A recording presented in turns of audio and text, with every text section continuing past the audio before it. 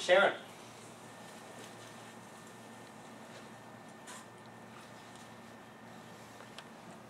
Do you remember back before we had computers? Anybody can remember all the way back to those days? Unfortunately, I do. I remember sitting in a classroom in elementary school and my teacher saying to me, someday there will be a computer in every home. And I thought, she's crazy. But now look at us. Some of us have 2, 3, 4 computers. And what do computers do for us? Well, they help make things go more quickly, don't they? Can you imagine some of the things that you do, whether it be writing letters or emails or sending documents to people or writing reports for work? Can you imagine doing those things longhand? I can't even fathom it. But when you think about it, the way that you're marketing to your insurance agents, you're doing the exact same thing. You're spending the time to drive tens of thousands of miles a year to go out and visit each one of those agents on a weekly basis, you as shop owners. And those agents may or may not be in their office that day. So you go in, and you're lucky if they're there, but even more importantly, you're lucky if they'll talk to you. Wouldn't it be nice if you could get a whole room full of insurance agents at your disposal and be able to speak to them as an expert for several hours? Wouldn't that be nice? Well, my name is Sharon Gregory, and as you know, I'm here to guide you through the process of becoming a continuing education instructor.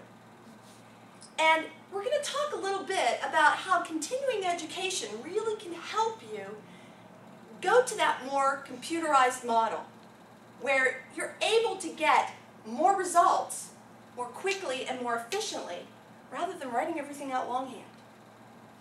Continuing education should be an integral part of your marketing process. It really needs to be your main focus because you know you don't have the time to go out and make those calls and not make them make an impact on your business.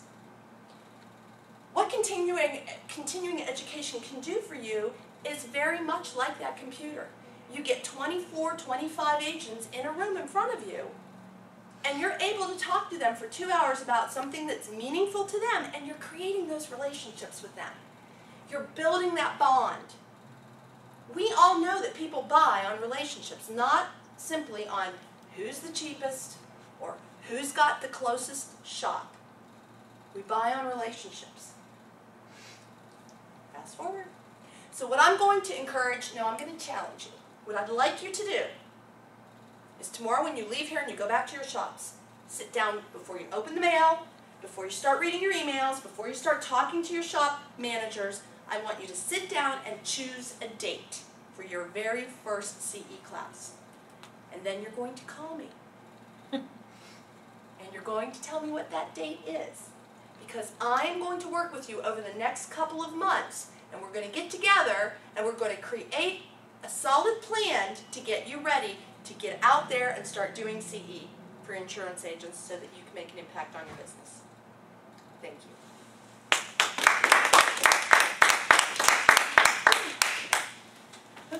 Go back up. Don't trip. Okay, so you had me at hello with your smile. She just pops right out there, and she goes, I am now your new best friend. Right there with that smile and his dimples. So that right there had me going.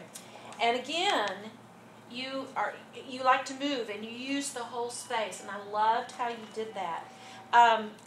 Armpits.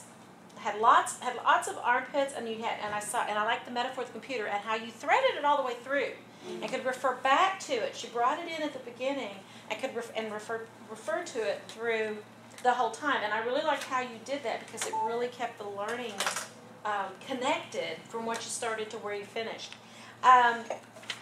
I saw some good 3DI in there where you wanted to bond and you wanted to call. And there was a lot of going from the left and to the right. With you, I would put a little bit more description to some of the 3DI, a little bit more variety. Okay. Was about the only thing that I could see of, because you had good charisma, good conviction, especially towards that call to action.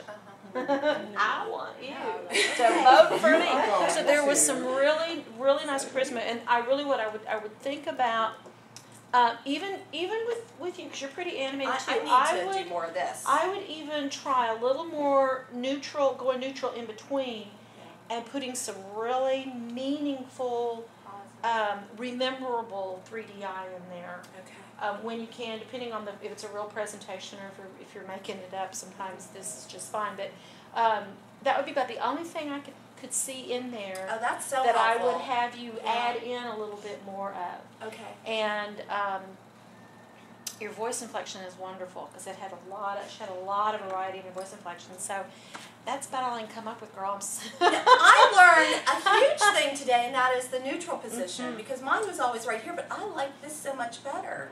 And then being real specific with the descriptive movements. So thank you. Thank you for the opportunity. I really appreciate it.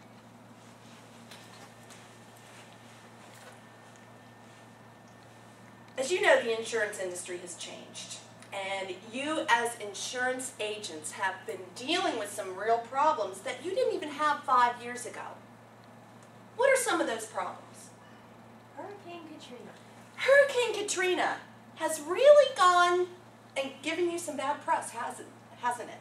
I mean, by not being able to keep up in a timely manner with those claims, you're really getting the knockdown out there. What else? What other things are you dealing with? Customers complaining about rates. Those rates. And how are you expected to compete with those 800 Safe Auto and El Cheapo insurance agency on the corner? They're not offering the same kinds of benefits that you are, but people are also price conscious. And what does that do to you as an insurance agent? Well, it's affecting your bottom line and your loss ratios, which then affects your bonuses at the end of the year, which then affects your business, doesn't it? And in order to keep growing that business, you kind of feel like a Lone Ranger out there. You're trying to round up all those bad guys, and yet there you are, one single agent, and you're trying to do the job of 5. Well, my name is Sharon Gregory, and what we're going to be doing today is an activity to start out, but we're going to be looking throughout the day at team building and how utilizing those folks in your office, the CSR, that other agent, those folks that you have working for you, utilizing them and empowering them in such a way that you're able to grow that business through the use of other people and other resources. In order to do that, I'd like to start out our day with an activity. I have 2 puzzles, and I'm going to give each team, I'm going to divide you into 2 teams, and Andrew and Tricia, you're going to be one team, and you 3 are going to be the second team, and I'm going to give you both a different puzzle, and I'm going to ask you to solve that puzzle as quickly as possible, because the one that gets it done the first is the winner, and there's a prize involved. All right? So, Tricia and Andrew, there's your puzzle. Here's your puzzle. Begin. Oh. Get rid of this. Lefties.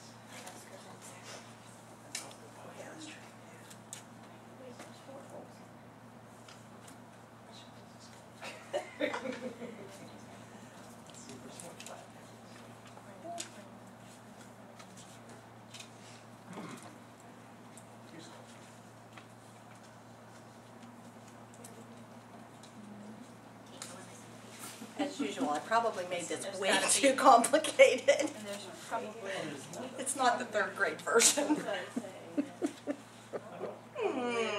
This team's doing very well. maybe a piece that's supposed to be.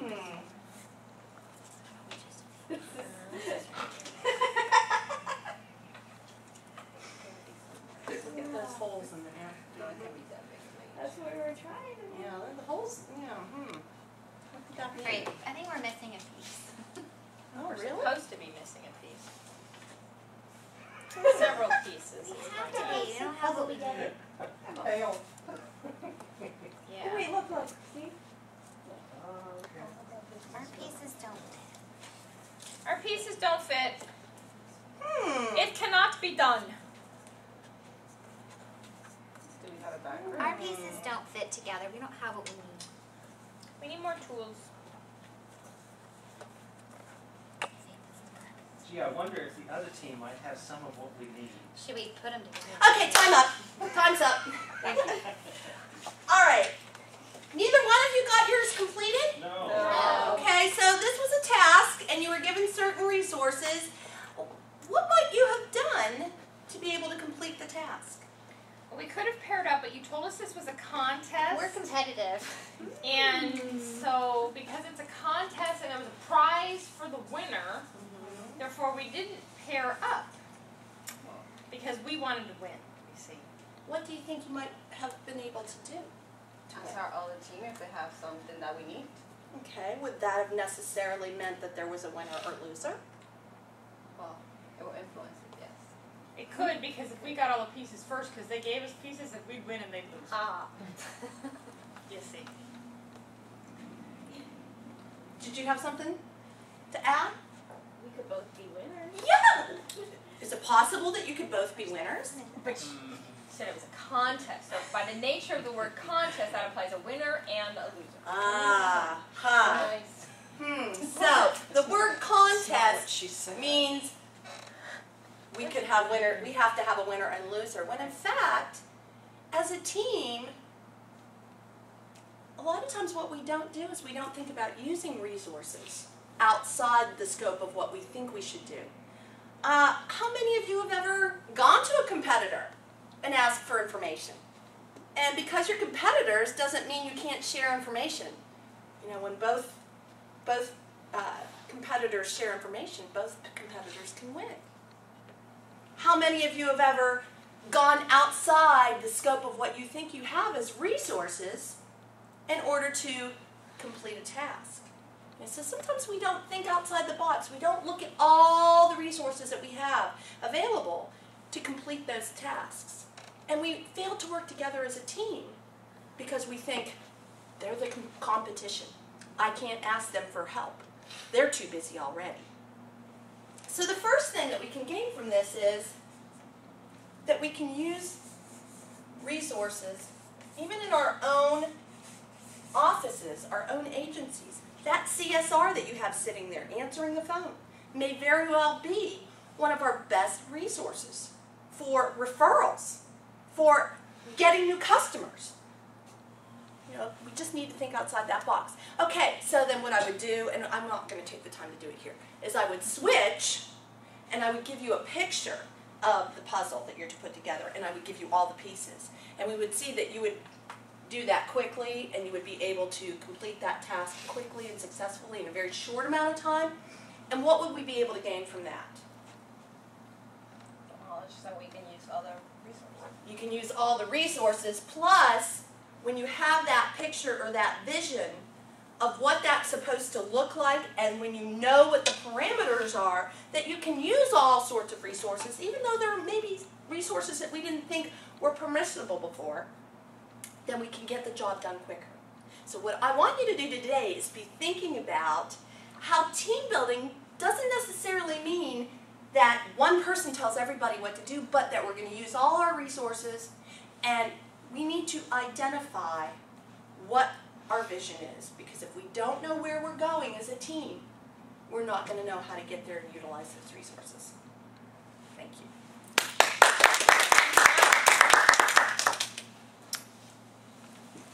Wonderful, wonderful execution of the outline. And her 3DI was phenomenal. I mean, she was over throughout the room. She used it all. The armpits were showing, and she was very descriptive. I want you to, when she did the call to action, she put her hand up to her head. I want you to think about this, almost to the point where it was going to hurt. She had a good old hold on that head.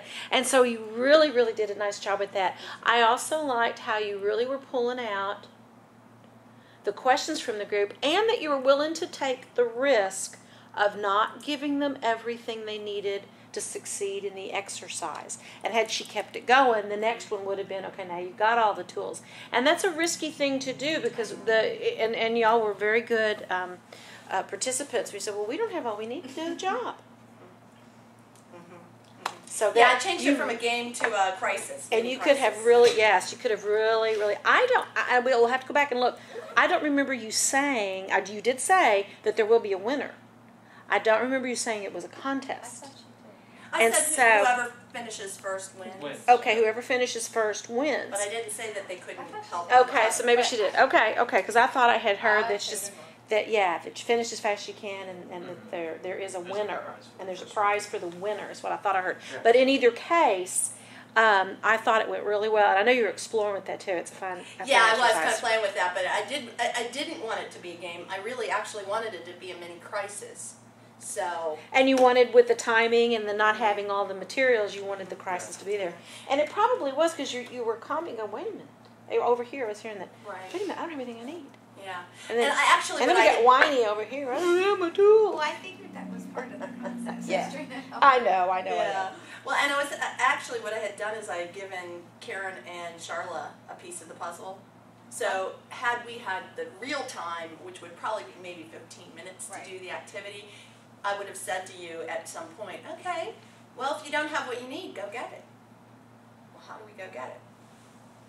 The resources may not be in the room, and then you would either, and each one of you actually had a piece to the other one's puzzle. So, but I think I made the puzzles too hard. But it doesn't matter. But thank you for Nice job. That was